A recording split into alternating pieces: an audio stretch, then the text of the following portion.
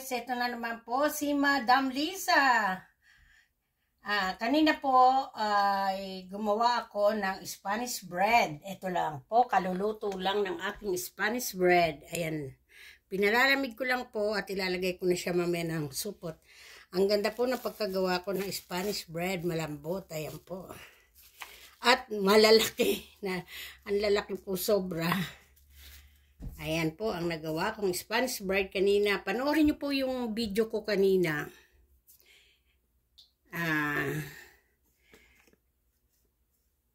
Para po makita nyo. At ngayon naman po gagawa ako ng meatballs. Pork po siya. Ground pork. Ayan. Lalagyan po siya ng 2 itlog. Ayan. 2 itlog. At maglalagay po ako ng garlic. Sa asa ng aking spoon. Garlic po. Yan po ang aking garlic. Halo-haluin ko na po lahat para isahan lang yung masa-masa. Naalala ko po lagi yung kaibigan kong maso-maso. At po, onion, chop-chop, green onion, parsley, ayan po, haluin na natin lahat. Hindi po ako na maglalagay dito ng asin, kasi maglalagay po ako ng oyster sauce, saka konting soya sauce. Ito po, ang black pepper, pamintang durog. Ayan po. Sige lang, ganyan po ako magluto. Walang sukat-sukat, bara-bara. Ayan po, konting toyo. Ayan. Konti lang po kasi ayoko ng maalat. Bawal sa amin ng sobrang alat at sobrang tamis. Kaya po yung aking Spanish bread hindi gaano matamis. So ito naman po, ang oyster naman po, ang oyster sauce, hindi po yan maalat. Ayan. Ngayon naman po, maglalagay tayo ng cornstarch. Bali, maglalagay tayo ng 2 kutsara. Ayan. So, naghugas na po ako ng kamay. Nakikita po ba? Papasok po yung mga baby dog ko.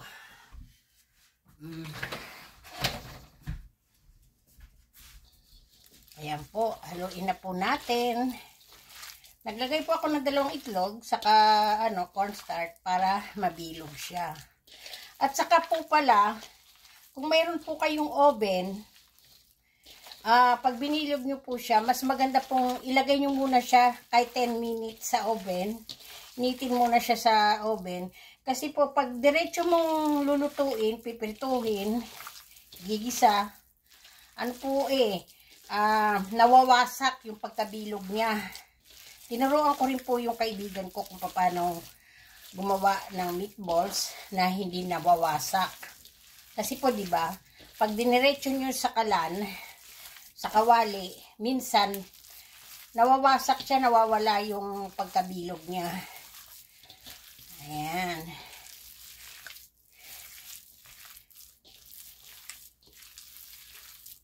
Hindi ko po nilalasahan to, inaamoy ko lang kung kumapit na sa kanya yung oyster niya, yung sauce. Ay, wala pa pong konti pa lang po. Naglagay po ako ng konti. Ayan.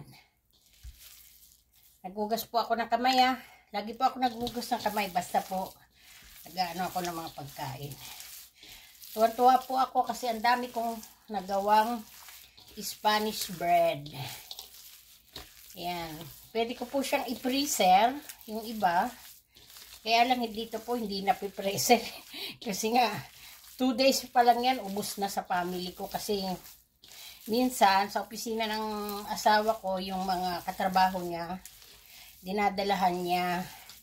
Kaya po yung mga friend niya dito na mga puti,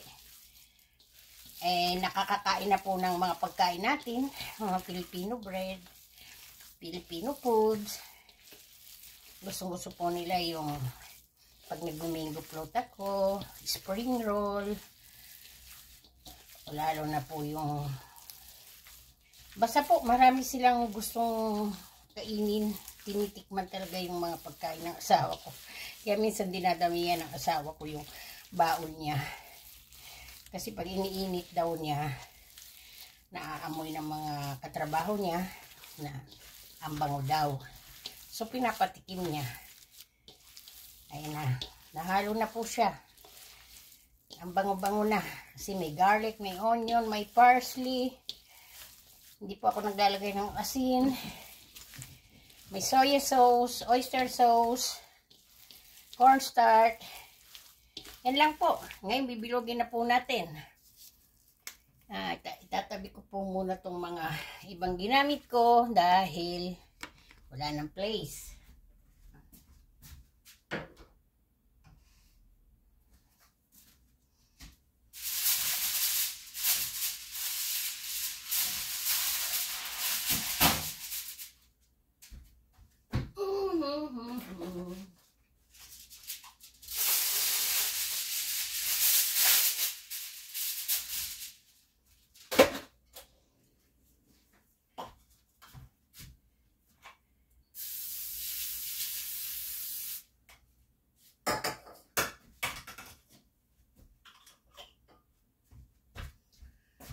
So, ikilid po natin sandali ang aking Spanish bread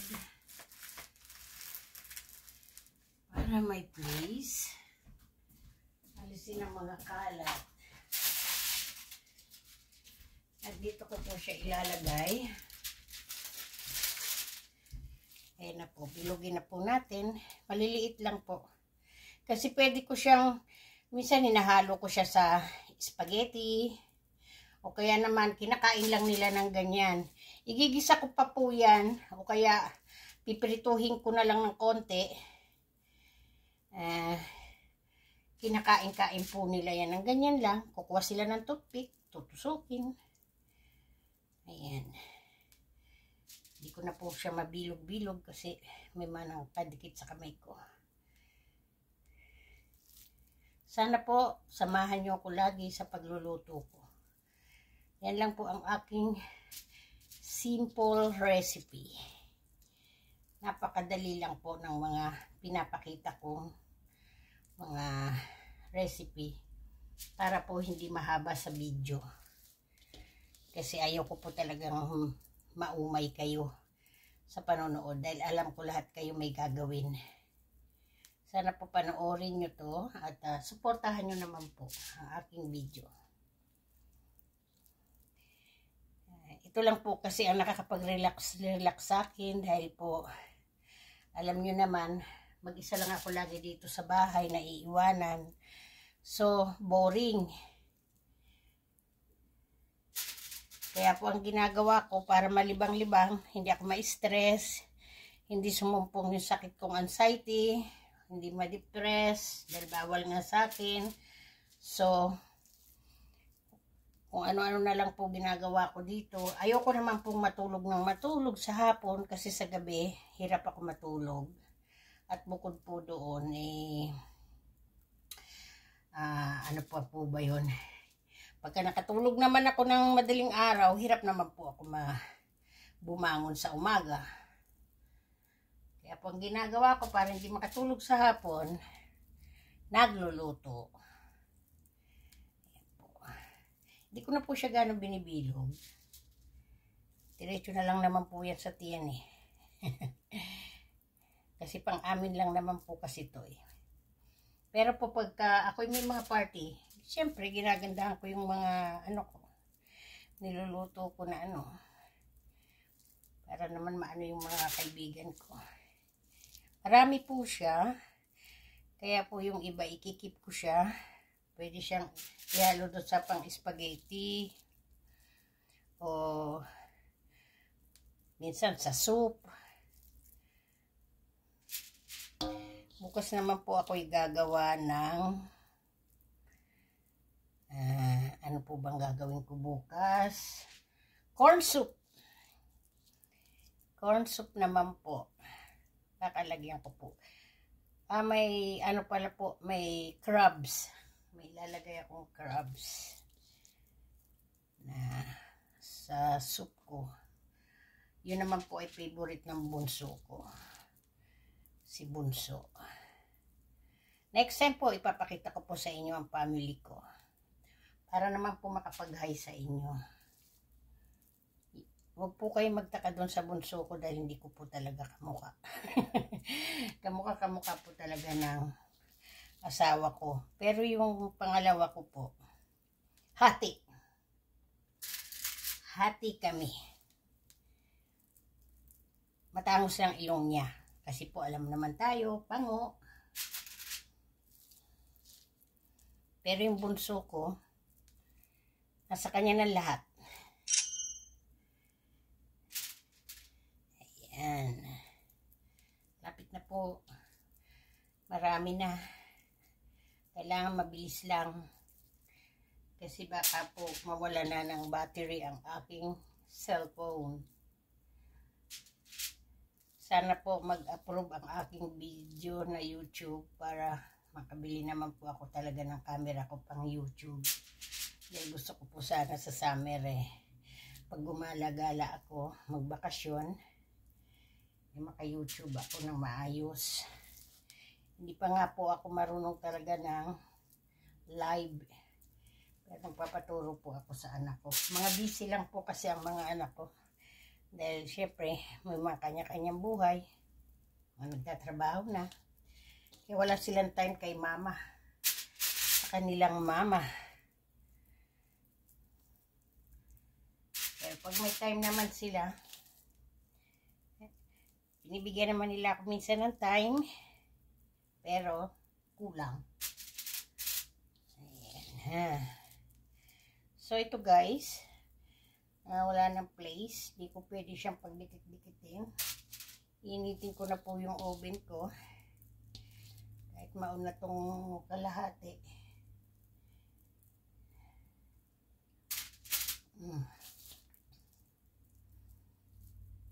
Mga 10 minutes lang naman po. Kahit hindi mo gano'n lutuin. Kasi lulutuin ko pa po siya uli.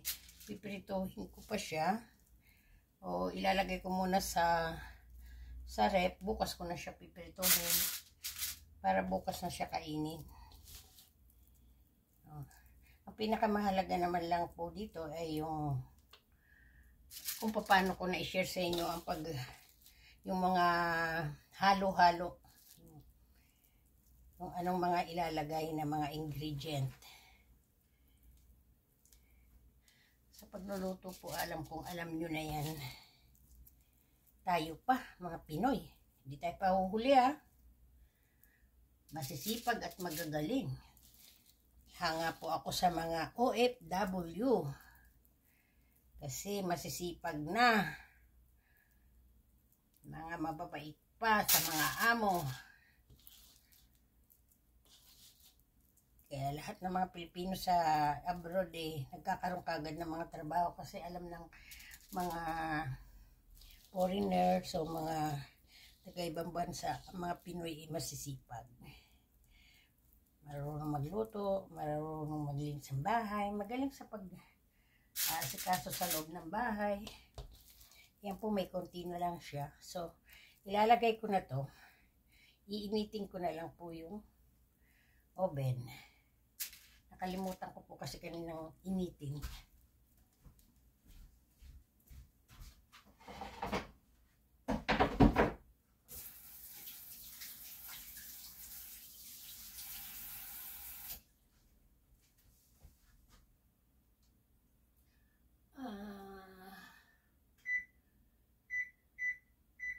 Sa 360 ulit. So, mainit na pala yung aking oven dahil nga ano ko lang ng Spanish bread, kaalis ko lang. So, mainit pa pala. So guys, ito na po yung iba. Napapakita ko sa inyo bago ilagay sa oven ang before. Ayan na guys. Yan. Hindi ko na siya binilog-bilog talaga na ano. Tama lang yung ganyan. At may konti pa po siya. Itatapat ko po muna kayo sa aking bread. Ayan. Huwag kang matumba. Diyan ka muna. Ayan. So, 10 minutes.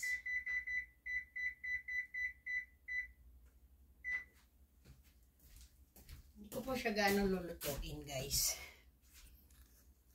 Kasi, piprito ko. Ayan ang konting natira. Lagay ko na lang po siya muna dito. Kukontinue ko po yung pagbibilog. Lagay ko muna siya dito. Hinihingal na po ako kasi kaninang umaga pa po ako trabaho ng trabaho. Linis ng bahay. Alam niyo naman ang taong bahay. Walang katapusan. Gagawin niyo po ngayon, pag may umakyat at babalik kayo dun sa pinanggalingan nyo, lalo na sa kusina, yun pa rin po uli ang makikita nyo. Linis, hugas. Kaya minsan tinatamad na po ako maghugas. Nilalagay ko na lang sa dishwashing. Kaya pagtapos ko nito, start ko na ang aking dishwashing. At marami pa po akong titiklupin na mga nilabahan ko kanina. Grabe po Kaya po ang asawa ko bilib na bilib sa mga Pilipina. Tulad po niyan ako. Talagang para daw wala akong kapaguran. Super mama. Wonder mama. Tawag niya sa akin minsan. Grabe daw. Hindi niya raw kaya. Sabi ko nga po sa inyo 1 linggo ako nawala. So, wala siyang choice. Magluto siya, pero marami po akong pagkain na iniwan para sa kanya pang 1 week. Syempre gusto rin niyang magluto. Mag-try. Ako sabi niya, ang hirap pala talaga ang gawain ng housewife. Kasi andyan yung paglilinis. Tapos, talagang biniling ko po sa kanya ang kubeta, ang banyo. Kailangan kuskusin lagi, mag-flush lagi, ang carpet, vacuumin. Punas-punas dyan, mag-dusting-dusting. Ayokong bumalik dito na marumi ang bahay. Ginagawa niya po raw yun. Kaya natawa ako sa kanya sa kwento niya. Sabi niya, hindi ko alam paano mo nagagawa. Lahat ng trabaho sa loob ng bahay. Lalo na may 2 akong alagang aso na super kulit po. Ay, grabe. Yung bunso po na aso, 8 months pa lang siya. Grabe po. Ang kulit. Kasi po, ano siya, parang kung sa tao na may special child, ito naman pong aso naming bunso. Special po siya. Naririnig po kayo. Alam niya ang pangalan niya, pero yung pagsasabihan mo siya, hindi niya po maano yun. Hindi niya maintindihan o hindi lang niya sinusunod. Pero naano po namin talaga na special siya. Kasi po, ano siya yung ano po ba tawag doon? Turok. Turok lang po siya. Parang yung mga nanay na hindi magbubuntis-buntis, nagpapaturok na lang. Yan po yan. Mga aso ko yan po. Ganyan po sila. Mga turok lang po sila. Yung isa ko naman ho, na panganay na dog, siya ay Special din, pero dalawa siya. Yung babae at lalaki siya. Kaput na ang pagkababae niya, pero yung pagkalalaki niya hindi pa po. Dahil, syempre, lumabas siya babae, pero yung pala, may ano rin pala siya na pagkalalaki. Sana po naiintindihan niyo ako. Silipin na po natin. Ayan, nagbibilog-bilog na po. Konting minuto na lang po. Maupo muna po tayo. Ito po yung natirang konti. Ito po yung aking Spanish bird. Kumain na po kasi ako kanina ng isa. Ang init-init nga. Ayan po. Hindi po ako pwedeng kumain ng tinapay. Kasi po, bawal sa akin. Diabetes po kasi ako. Kaya bawal sa akin ng mga tinapay, ang matatamis. Pwede naman po akong kumain ng kahit isa. Pasensya na po kayo sa itsura ko. Ako nga po pala si Madam Lisa. Sana po mapanood nyo tong YouTube ko. Kayo na po ang bahala. Kung gusto nyo manood, mag-subscribe, kayo na po ang bahala. Mahirap naman pong makiusap kung ayaw naman po, di ba? Basta po, katuwaan ko lang na mag-video-video dahil nga, sabi ng kaibigan ko, wala ka namang ginagawa. Mag-video-video ka. Para naman ano ka.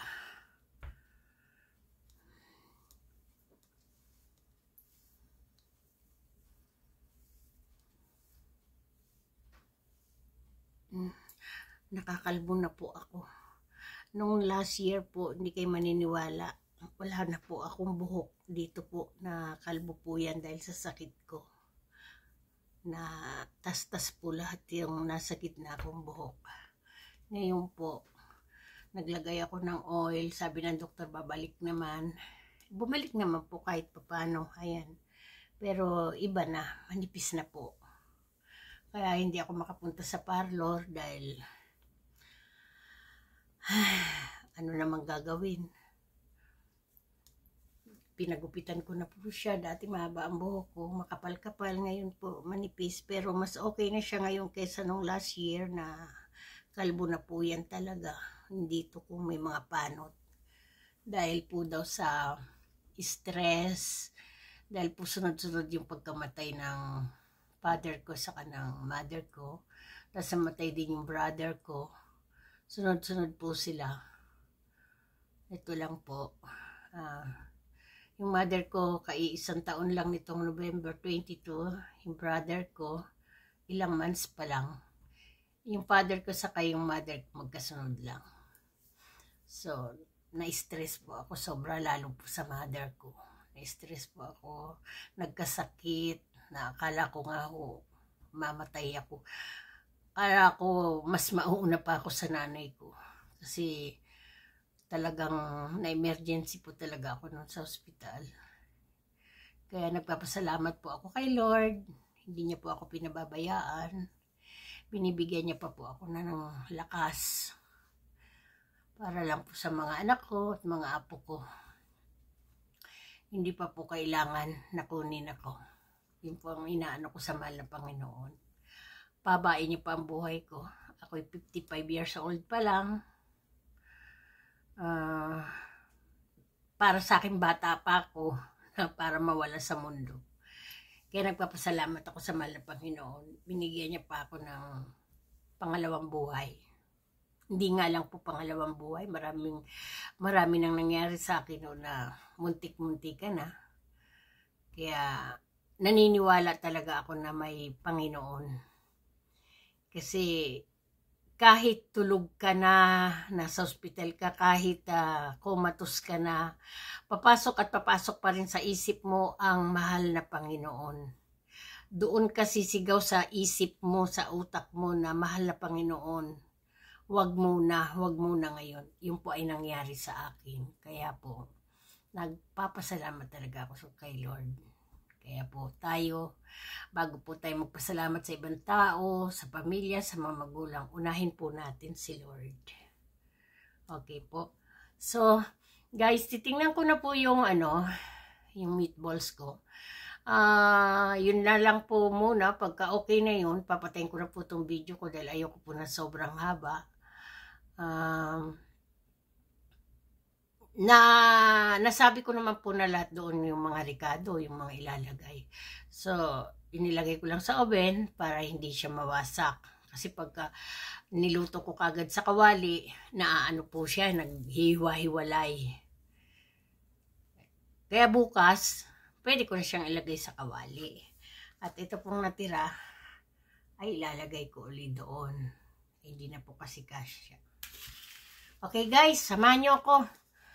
Anuhin po natin, tignan po natin kung okay na yung aking meatballs. Ay, okay na po siya. O, tignan nyo po guys. Ang bango. Ang bango-bango. Ayan o. Diba po? Ayan o. Hindi siya nawawasak o. Ayan o. Pero po, pag sa kawali ninyo, sigurado, wasak. Ayan po o. Diba? Kasi sa oven, hindi nyo gagalaw-galawin.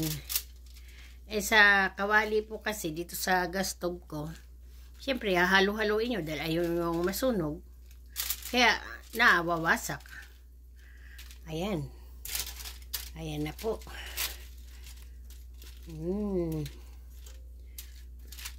Okay, guys. Thank you for watching, guys. Nagpapasalamat po ako sa inyong lahat. Sana po panoorin nyo lagi ang aking video. Thank you po, Madam Lisa. Pasukin nyo lang po yung aking YouTube channel.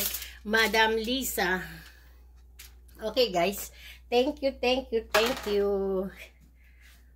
Thank you po ulit. Okay. Spanish bread, meatballs. Okay po. Thank you, thank you.